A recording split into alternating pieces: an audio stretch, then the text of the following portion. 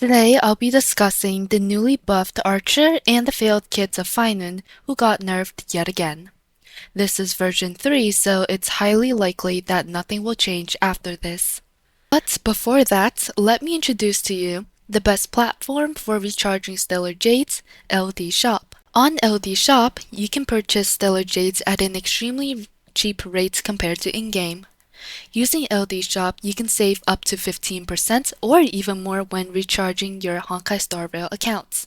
Today I'll be buying this Jade pack that only costs $43.70 compared to the in-game price of $50. All you need to do is give LD Shop your account UID and region, send your payment, and the Stellar Jades will be sent straight to your account in less than a minute. On top of that, if you recharge up to $80 in a month, you can get a supply pass for free. There's no reason to not use this website.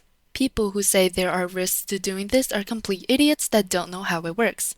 I swear on my channel's integrity that you will not be banned or scammed. Don't forget to register using my link in the description for an extra 10% off coupon. I hope you would recharge on this website after registering using my link because that's the best way to support my channel right now as YouTube is being a bitch. Anyways, in the case of Archer, he's a high ceiling hunt DPS that was already capable of 1 cost 0 cycles in MOC, but Hoyoverse thinks it wasn't enough, so they increased his damage across the board. So now he just hits harder with literally no flaws whatsoever. One might even say that he's the strongest DPS in MOC, but further testing may be needed before making a solid conclusion. But it's highly likely that is the case after this buff. This is pretty much expected because he's a Hunt DPS, and Hunt DPSs have a track record of being really broken and having the highest ceiling, no matter if it's 4-star or 5-star. The second thing that makes Archer so good is the fact that he takes up supports that pretty much nobody wants, like Sparkle. You can run a team of Silver Wolf Sparkle and still zero cycle anything very comfortably. This also means you can literally run both the collab units at full potential without either of them stepping on each other's toes. It is not really a competition between Archer and Saber. They can literally work together perfectly on each side with no interference. This is a factor that people always overlook.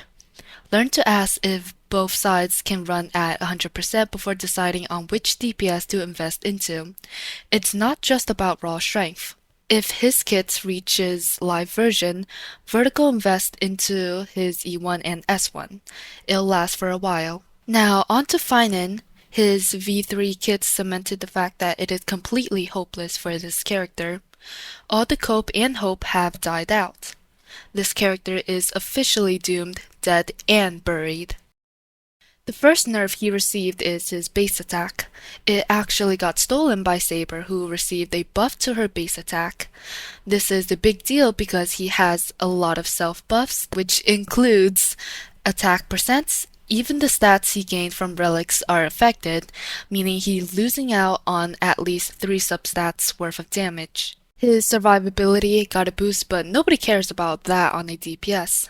That's about it for the changes at E0S0. All the clunkiness from previous versions stayed.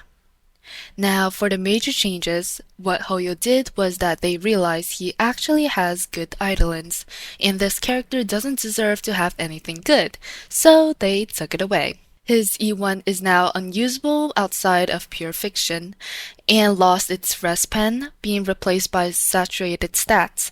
His E2 gained rest pen at the cost of losing fucking finality damage, which is the strongest buff, making it an overall nerf too. Basically, base kit got nerfed, E2 got slightly nerfed, and E1 got giga nerfed. No buffs in sight. It's like, what the hell is Hoyoverse doing with this character? 2 weeks later, and he ends up being worse than where he started. This cements his position as the second fire flop. High floor, low ceiling, useless DPS. The best part of this situation is the fact that he's apparently going to run alongside Fireflop's banner. It's poetic in a sense. The original Trash passing the torch onto the next generation of Trash to carry on her legacy of being complete bait for every player. Some people are even coping about how Saradra or whatever new support will save him, despite his clunkiness. But that's what Fireflop main said about Fugue. I've heard arguments that Fugue will save her because she doesn't have a sustainless team. But it turns out Fugue's increase over Linkshot or Gallagher is so low that Fireflop fell off the meta the very next patch after her release. People need to understand that high floor, low ceiling syndrome has no cure after it sets in stone. It's like terminal cancer. New supports can at most delay it a bit like chemotherapy, but the inevitable will arrive all too soon. So yeah, unless a literal miracle happens, Phainon is doomed. I still remain as the actual Kevin XP. Overall, it seems that Archer is the strongest of this patch despite Hoyoverse's track record of hating anyone with melanin. It's crazy how he got this strong under their watch. Saber is close behind. V3 didn't change her performance much, should be the same without using Archer's supports. And of course, Phainon is the worst, always and forever carried by animation. That's all for today, and I'll see you in the next one.